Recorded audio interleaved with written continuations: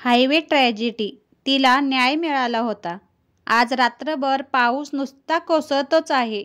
समोरचा माणूसही नीट दिसणार नाही इतका. त्यामुळेच हवेत एक प्रकारचा थंड गारवा पसरला होता. चंदर आज घरात एकटाच होता. बायको आणि मुलगा दोघेही परवाच 8 दिवसासाठी बायकोच्या माहेरी कोल्हापूरला गेले होते. चंदर पोलीस इन्स्पेक्टर असल्यामुळे बऱ्याच ठिकाणी त्याच्या बदल्या होत होत्या. सध्या तरी तो ह्या लोणावळ्याजवळच्या गावात बदली होऊन आला होता. हायवेलगतच त्याला राहायला जागाही मिळाली होती. मग काय, बायको आणि मुलासकट तो इथे राहायला आला. आज त्याची जनरल शिफ्ट असल्यामुळे रात्री तरी तो त्याच्या घरीच होता. जेवण वगैरे उरकून तो हॉलमधल्या टीव्हीवर त्याच्या आवडीचा अमिताभचा पिक्चर बघण्यात आणि एकीकडे हातातल्या फोर्सवेअरचे झुरके घेऊन रंगून गेला होता. आणि तेवढ्यात बाहेरून कोणीतरी दरवाजावर जोरजोरात थाप मारत होतं. कोणा बाईचा ओरडण्याचा आवाजही ऐकू येत होता. दार उघडा, प्लीज दार उघडा ना, मला मदत करा हो, प्लीज दार उघडा. इतक्या कोसळत्या पावसात आणि इतक्या रात्री कोण दार वाजवतंय असा विचार करून तो दरवाजाजवळ आला. दरवाजाच्या काचेतून त्याला बाहेर फक्त एक अस्पष्ट आकृती दिसत होती, पण दरवाजा वाजवणारा हात मात्र स्पष्ट आणि रक्ताळलेला दिसत होता. चंदरने लगबगीने दरवाजा उघडला. बोला, दरवाजाबाहेरच्या त्या स्त्रीचं निरीक्षण करत चंदरने तिला विचारलं. हात रक्ताने माखलेले होते तिचे. तिच्या कपड्यांवरही सगळीकडे रक्त सांडलेलं होतं आणि कपाळावर तर मोठीच जखम झालेली दिसत होती. कशामुळे तरी ह्या बाईचं कपाळ एखाद्या वस्तूवर जबरदस्त आपटलेलं होतं. त्यामुळे त्यातून सारखं रक्त भळबळत होतं आणि तेच रक्त तिच्या कपड्यांवर पडत होतं. काय झालं बाई, काही अडचणीत आहात का तुम्ही? प्लीज मला मदत करा हो. इथे हायवेवर आमच्या गाडीला एका ट्रकची धडक लागून अपघात झाला. आम्ही सगळेच, म्हणजे मी, माझे मिस्टर आणि आमचं छोटं बाळ, असे आम्ही सगळेच अडचणीत आलो आहोत. मिस्टरांना उठताही येत नाहीये. त्यांनाही खूप लागलंय. त्याच्या मांडीवर आमचं छोटं बाळ आहे. मी कार चालवत होते, पण इतक्या पावसात मागून भरधाव येणाऱ्या ट्रकवाल्याचा गाडीवरचा कंट्रोल सुटला आणि हा अपघात झाला. तो दारू प्यायलेला असणार याची मला खात्री आहे. चंदर त्या बाईला मदत करायला म्हणून लगेचच निघाला. अंगात रेनकोट चढवून आणि हातात टॉर्च आणि छत्री घेऊन त्याने घराला बाहेरून कुलूप घातले. बाई, ही तुमच्यासाठी छत्री घ्या. मला छत्री वगैरे काही नको हो, प्लीज तुम्ही लवकर चला. माझं बाळ आणि... अर्धवट बोलता बोलताच ती एकदम बोलायची थांबली आणि जपजप चालता चालता एकदम स्तब्ध उभी राहिली. ती एकदम का थांबली हे चंदरलाही काही कळेना.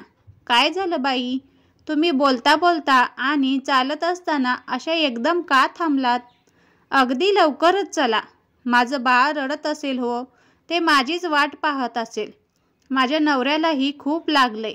तो आता जिवंत असेल का नाही याचीही मला खात्री देता येत नाहीये, पण त्याच्या मांडीवर माझं बाळ आहे.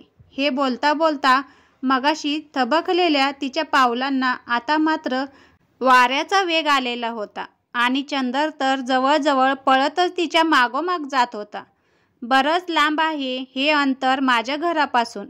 आधी तुम्ही हे सांगितलं असतं तर माझी कार आणली असती, पण मला वाटलं की तुमच्या गाडीला माझ्या घराच्या जवळ असलेल्या हायवेजवळ अपघात झाला आहे, म्हणून मीही असंच निघालो. त्यातून अंधारही किती आहे. माझ्या घरापर्यंत बिना टॉर्च घेताना तुम्हाला बराच त्रास झाला असेल ना? पळत पळतच चंदर तिच्याशी बोलत होता. माझं भानच थाऱ्यावर नाहीये हो. मी तुमच्या घरापर्यंत कशी आले ते माझं मला समजत नाहीये, पण आपण लवकर जाऊया, अगदी लवकर पोहोचूया. पण तो ट्रकवाला, त्याचं काय झालं? तिच्या मागे पळता पळता चंदर तिला विचारत होता. नराधम आमच्या गाडीला मागून धडक देऊन स्वतःचा ट्रक बेफाम चालवत पुढे पसार झाला. पण मी असं सोडणार नाहीये त्याला. छडा लावेनच मी.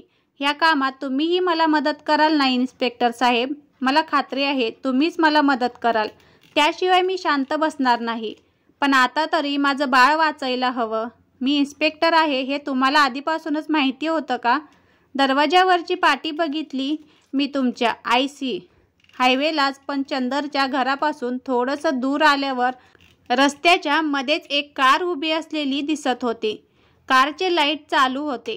दोघेही झपझप त्या कारपर्यंत पोहोचले. चंदरने काचेतून आतमध्ये बघितलं. पावसाचं पाणी काचेवर पडत असल्यामुळे आतलं तसं स्पष्ट दिसत नव्हतं. बाई, कार चालू ठेवूनच तुम्ही मदतीसाठी बाहेर पळालात वाटतं. चावी पण आतमध्येच दिसत आहे आणि बाळ रडतंय तुमचं.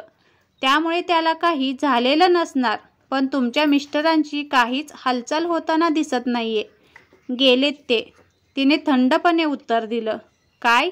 आणि त्या ड्रायव्हर सीटवरही कोणीतरी बाई बसली आहे, पण त्यांचीही हालचाल होत नाहीये. तीही मेलेलीच आहे. कोण आहे त्या बाई? मीच तर आहे ती. म्हणजे? असं विचारून चंदरने झटकन मागे पाहिलं, पण आता एका सेकंदापूर्वी इथे असणारी ती बाई तिथे नव्हतीच. चंदर आता पूर्णपणे हादरला होता. ड्रायव्हर सीटवर बसलेल्या त्या बाईचा चेहरा त्याने निरखून पाहिला.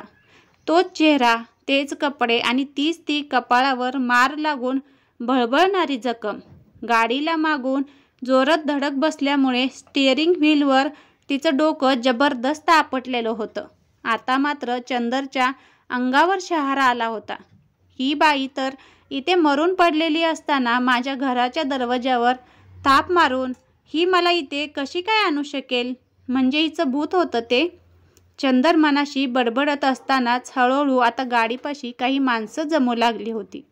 त्याने पहिल्या प्रथम कारचा दरवाजा उघडून तिच्या नवऱ्याच्या मांडीवर रडत असणाऱ्या त्या बाळाला बाहेर काढलं. गाडीतलाच बाळासाठी असलेला एक कपडा घेऊन त्यात त्याला हलकेच गुंडाळलं. फोनवरून आपल्या पोलीस स्टेशनमधल्या पोलिसांना काही इन्स्ट्रक्शन्स देऊन त्या बाळाला घेऊन तो रस्त्याच्या कडेला आडोशाला जाऊन उभा राहिला. कोणीही गाडीजवळ जाऊ नका आणि कशालाही हात लावू नका. तिथे जमा झालेल्या 2-4 लोकांना तो सांगत असतानाच पोलीस जीपचा आणि ॲम्ब्युलन्सचा आवाज आला. ती ॲम्ब्युलन्स आणि पोलीस जीप त्याच्याजवळ येऊन उभी राहिली. या दोघांची बॉडी हॉस्पिटलमध्ये न्या आणि रीतसर तपासणी चालू करा. मृतांच्या मोबाईलवरून त्यांच्या नातेवाईकांना बातमी कळवा. सगळी चौकशी करून मगच या दोघांची बॉडी आणि हे बाळ मृतांच्या नातेवाईकांच्या ताब्यात द्यावं लागेल. धडक देणाऱ्या ट्रकचाही तपास आपल्याला करावा लागेल. ओके, असं म्हणून त्याच्या डिपार्टमेंटच्या हवालदारांनी त्यांच्या कामाला सुरुवात केली होती. चंदर त्या छोट्या बाळाला आपल्या घरी घेऊन आला. बाळ भुकेने रडत असल्यामुळे त्याने फ्रीजमधलं थोडं दूध गॅसवर कोमट करून घेतलं आणि त्यात थोडी साखर घालून चमच्याने त्याला भरवलं. बाळ आता शांत झोपलं होतं. थोड्याच वेळात तो त्या बाळाला घेऊन जीपने पोलीस स्टेशनमध्ये आला. तोपर्यंत सकाळचे 7 वाजून गेले होते. रात्रभराच्या जागरणामुळे आणि मानसिक थकव्यामुळे त्याला आता चहाची तलब झालेली होती. खिशामधली फोर्सवेअर काढून त्याने ती शिलगावली आणि चहाची वाट बघत उभा राहिला.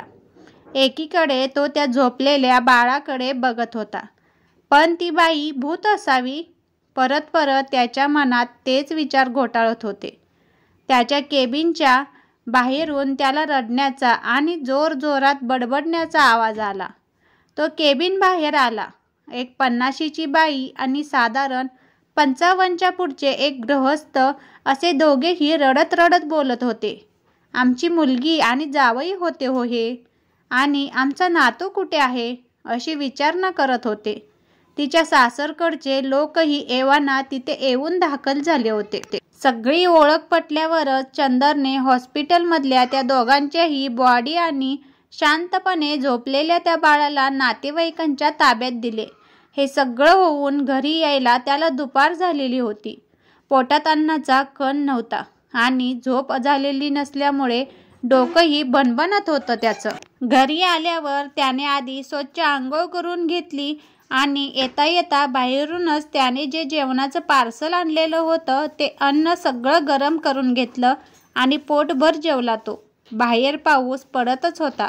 जेवण झाल्यावर मात्र तो जे झोपला ते डायरेक्ट संध्याकाळी 6-6:30लाच त्याला जाग आली होती. चहा पिऊन त्याने परत एकदा पोलीस स्टेशनमध्ये चक्कर मारली. पळून गेलेल्या त्या ड्रायव्हरचाही तपास चालूच होता. तिथे परत तो एका वेगळ्याच केसमध्ये गुंतला आणि काल रात्रीपासूनच्या त्या बाईच्या केसचा त्याला थोडा काळ विसर पडला. रात्री घरी आल्यावर त्याच्या मनात जेवणासाठीचे विचार घोळत होते. गरमागरम खिचडीच खाऊ असे मनाशी ठरवून त्याने खिचडी करायला घेतली. पाऊस आजही कालच्यासारखाच कोसळत होता. एकीकडे खिचडीच्या कुकरची शिट्टी वाजत असतानाच दरवाजावर परत कालच्यासारखं कोणीतरी थाप मारत असल्याचं त्याला जाणवलं. तो दरवाजाजवळ पोचला आणि त्याला परत ती अस्पष्ट आकृती आणि दरवाजाच्या काचेवरचा तो रक्ताळलेला हात दिसत असल्याचा भास झाला. सलग 3 ते 4 रात्र त्याला असा भास होतच होता.